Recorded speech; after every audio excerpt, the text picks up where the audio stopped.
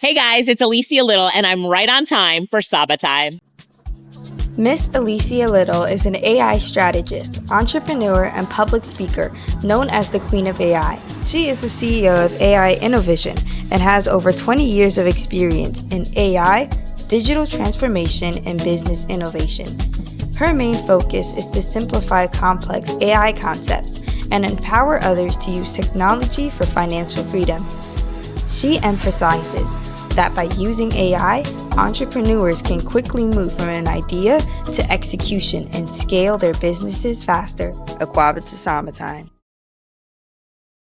We're still here at InvestFest. Now, for everybody who would love to know more about AI, its pros and cons, and how AI can help the youth in the future, I'm here with an AI expert, the AI expert, actually, Miss Alicia Lyttle. How are you doing today? I'm doing so good. Thank you. I'm excited to be here on your show. Thank you so much. Yes. Now, let's get into AI. Sure.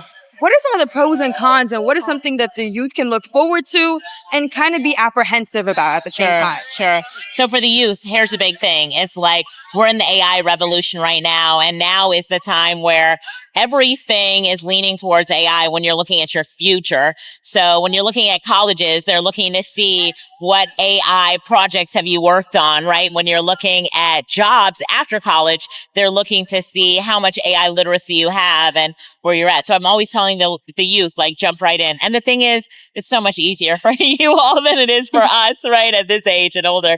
So then we kind of look at the cons. Sometimes the youth can be a little bit afraid to step all into AI, even though they're using it so much. They just don't, they haven't jumped all the way in, some of them, or their parents are apprehensive about it. So their parents will keep them behind. But it's important to know, like, how they can stay safe when they're using these AI tools, what's their security settings and their data privacy, and then saying, all right, give it a try and see what you like. I always tell the youth, like, figure out what you like. If you like to create music with AI. If you're creative and you like to do art, make art with AI, that sort of thing. Yes, ma'am. Now, how are we able to still use AI and be the creators and owners of it and not just users? Yeah. So when you create something with AI, you need to think about, like, what is this going to do for myself, my school, my business, my entrepreneurial activities that I'm going to do? Like, am I creating a logo for the business that I want to start? So what am I actually using AI for? And then when you think about that, now you're creating it and then you're integrating it into your future, into your plans, into your school, into your entrepreneurial journey. So you think about saying, all right, I'm not just going to use it, but I'm going to create with it. And that creation is going to take me to the next level on whatever my goals and dreams are. Okay. So then how are we able to use AI and still not lose our sense of identity? Because some people feel like, okay, if I use AI to this much, I may lose myself and who I am as a person. Right. That is a very good question and a very smart question, right? So a lot of times when we're using AI, we need to remember that it's our partner. So, I give ChatGPT a name. I call it Chatty, and me and Chatty are partners in working with this together. So I'm not having Chatty do all of my work for me. There's still a human element of it. And I'm still, the one that is controlling what the AI does and all that sort of stuff. So we want to make sure that as we're using AI, we're really, really looking at it as a partner in business and not as the thing that's going to do everything for us while we slip into the background. Yes, ma'am. So how can we use AI to get opportunities and investors like how you can in InvestFest? Yeah. So how can we use AI to get opportunities and to get investors is that you really learn how to use AI to have it do a lot of that work for you. So let's say that you have a project that you want investors to invest in. You can go to AI, so ChatGPT as an example, and tell ChatGPT exactly what you want, and then ask ChatGPT, like, I need you to create a pitch deck for me for investors. Tell me exactly what to put on each slide in order to win with this pitch deck. And then what information do you need from me to incorporate into the pitch deck so that I can win? So ChatGPT will give you all this information, and then you can take that information to a tool like gamma.app and create a pitch deck in under 60 seconds, and it will look beautiful and amazing. So you're using maybe two tools together to really get the most out of it, something that you can present to investors. But ChatGPT can get you investor ready. Mm-hmm. And that means presenting yourself in the best possible way and having the things put together that you need. So you just need to say, I need to be investor ready. Help me get there. What information do you need to know about me to help me become investor ready? And it will help you. Yes, ma'am. Now, besides ChatGPT, Yeah. what are the top 5 AI platforms you suggest that kids like me, my age, should be using now? Yeah. Oh, that is such a good question. I always recommend that kids jump in to Suno.ai. So Suno is really good to create AI music, and kids are so creative. They create great songs. So Suno.ai.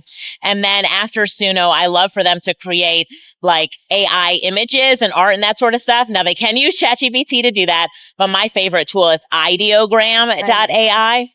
And then also looking at different ways that you can use maybe video, like AI video tools. I love Google VEO3, and sometimes it has like student version, so you can get a free version to test it out. And that's really good. So that's 3. And then for presentations, I mentioned it before, gamma.app is absolutely amazing. And then build like software and websites with Lovable. So lovable.dev.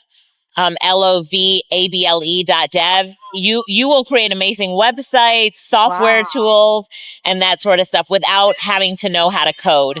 So if you're looking for a really good no-code tool to take things to the next level, that's a good one. If you were able to teach 100 Ghanaian students in 1 hour, what is the first few things they should know about AI? Yeah, I would teach them that, look, like ChatGPT, let's start off there, train it so it can speak in your style and tone, and don't have generic content. That's number 1. The number 2 thing that I would teach them is to build their tool stack so they know like what tool they can use when for their use case. And I would say number 3 is to really schedule learning time. The only way you get really good with AI is to start to learn with it. And the more that you learn, the better that you get. And you can even go to AI and say, help me schedule some learning time in my calendar to do it. And the more time you spend with it, the better you become. Some of the greatest fears of people that have learned is that AI will eventually replace their jobs. How can we find a way to move away from that idea or find jobs that AI can never replace? Yeah, that's great. Yes, AI, people are definitely afraid that it's going to replace their jobs, and it has already.